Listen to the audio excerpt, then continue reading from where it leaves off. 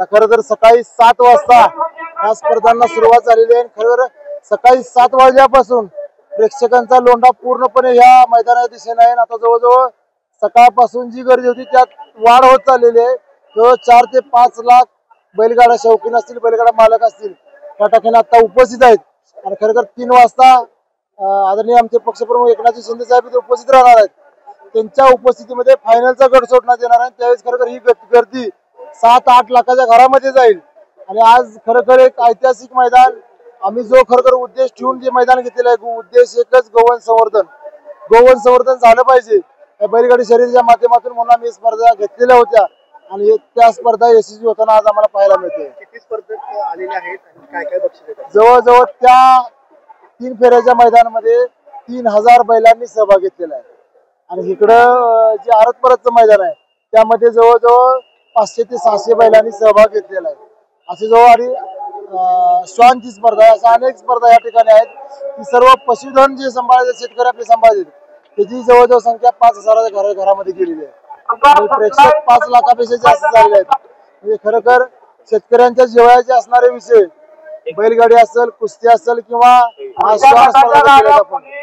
शेतकऱ्यांच्या जिव्हाळ्याचा खरं जो आदर सन्मान केलेला आहे हा शिवसेना पक्षाने केलेला आहे। या मैदानात लाडकी बहिणी खरं तर आज या बैलगाडी क्षेत्राला 400 वर्षाचा इतिहास आहे।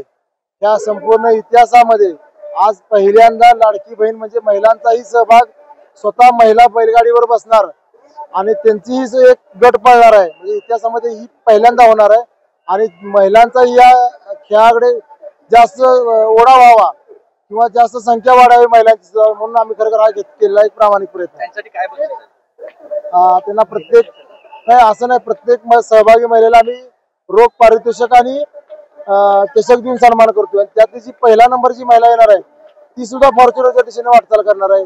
कदाचित एखादी महिला ती पहिली आलेली महिला सुद्धा आज फॉर्च्युनरची विजेता होऊ शकते।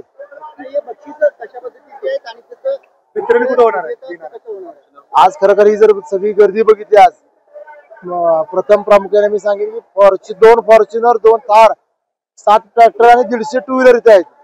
पण आज ही गर्दी बघितली तर आज एका फॉर्च्युनरचा फायनल हा शिंदे साहेबांच्या उपस्थितीमध्ये 3 वाजता होणार आहे आणि दुसऱ्या फॉर्च्युनरचा निकाल जवळ 10 रात्री 10 किंवा 11 वाजतील संध्याकाळचे। त्यामुळे बक्षीस समारंभ इथं होणं शक्य नाही।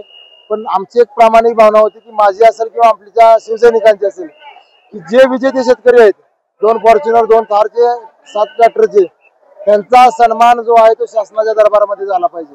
म्हणून आता मी भाषणामध्ये शिंदे साहेबांना मी मागणी करणार आहे आमच्या शेतकऱ्यांचा सन्मान हा मंत्रालयाच्या पुढे शासन दरबारात व्हावा आणि खरं पक्षप्रमुख आमची ती मागणी मान्य करतील आणि हा सन्मान सर्व फॉर्च्युनर असेल, थार असेल, हा सर्वांचा सन्मान आम्ही मंत्रालयाच्या पुढे करणार आहोत।